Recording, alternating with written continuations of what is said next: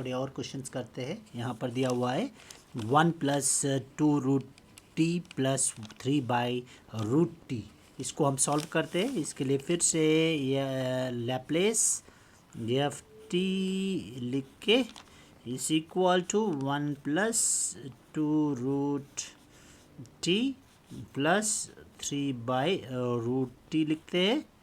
उसके बाद लैप्लेस दोनों तरफ ले जाते हैं, तो इस तरफ हम लैप्लेस ले आएंगे, तो इसको लैप्लेस 1 कर देंगे प्लस लैप्लेस 2 को बाहर लाएंगे और यहाँ पर रूट टी का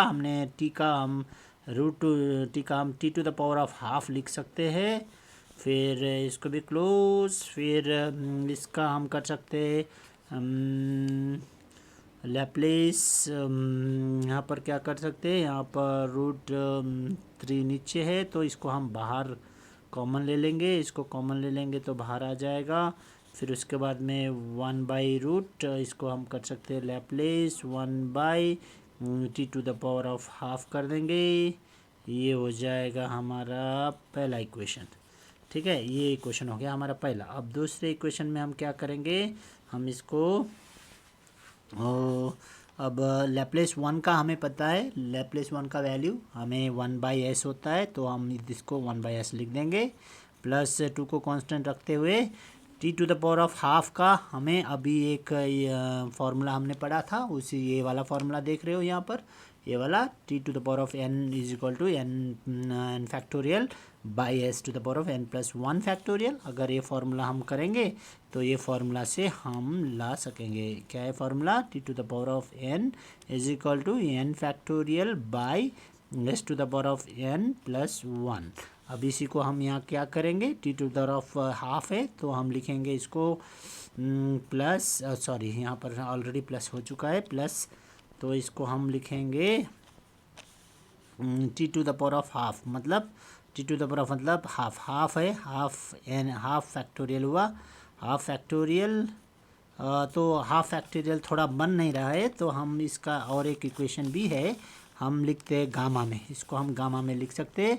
हमें पता है कि n गामा n का मतलब भी n फैक्टोरियल होता है, तो हम यहाँ पर n गामा n लिखते हैं, तो क्या होता है हाफ गामा हाफ, डायरेक्ट हम लिख सकते हैं, क्योंकि हाफ गामा हाफ का मतलब n फैक्टोरियल ही होता है, अभी लास्ट क्लास में हमने पढ़ा था।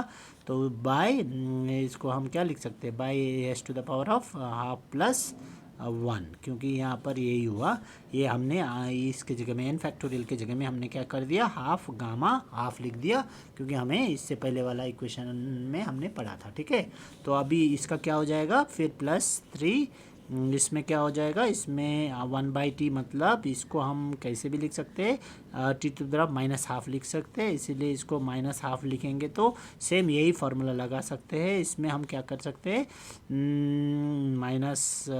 -हाफ गामा फंक्शन हाफ लिख सकते हैं, और उसके बाद by S to the power of -half + 1, same लिख दिया, ये हो गया। अभी इसको अब फिर फर्दर देखते हैं, और एक स्टेप में सिंप्लीफाई करेंगे तो क्या हो जाएगा, तो ये हो जाएगा 1/s हो जाएगा, और ये इसमें ये दोनों कटेगा तो ये गया, और गामा हाफ का हमें पता है, गामा हाफ का वैल्यू √π होता है, तो हम यहाँ √π लिख देते हैं, √π बाई ये होता है 3 to the power of s to the power of 3/2, ये हो गया हमारा इसका फंक्शन। अभी यहाँ पर प्लस था तो ये प्लस रहने देते हैं, यहाँ पर प्लस है तो इसको 3 लगा के अभी फिर से इसको भी हम सॉल्व करते हैं।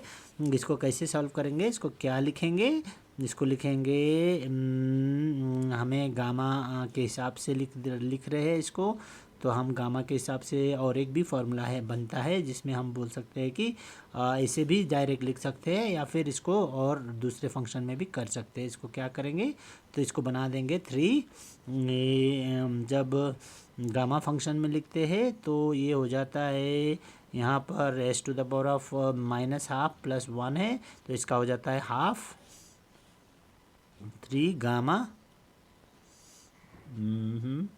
-हाफ था तो -हाफ का, तो हम क्या करेंगे, माइनस हाफ प्लस 1 करेंगे। तो इसको हम और एक फंक्शन में लिख सकते हैं। यहाँ पर इस एरिया, इस चीज़ को क्या कर सकते हैं हम, इसके जगह में और एक फार्मूला भी तो था, गामा एन प्लस 1 भी तो equal to N gamma N होता है।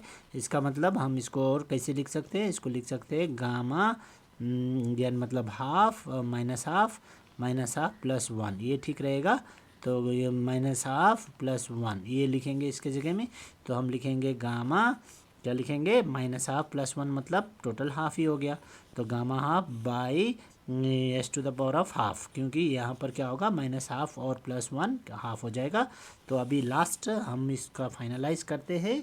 फाइनलाइज में क्या लिखेंगे, 1/s plus root pi by S to the power of 3/2। फिर इसके साथ क्या हो जाएगा, 3 गामा हाफ को हम कैसे लिख सकते हैं, रूट पाई भी तो लिख सकते हैं, गामा हाफ को root pi by S to the power of half, ये हो जाएगा हमारा फाइनल आंसर। ठीक है, इसको हम फाइनल आंसर मान सकते हैं।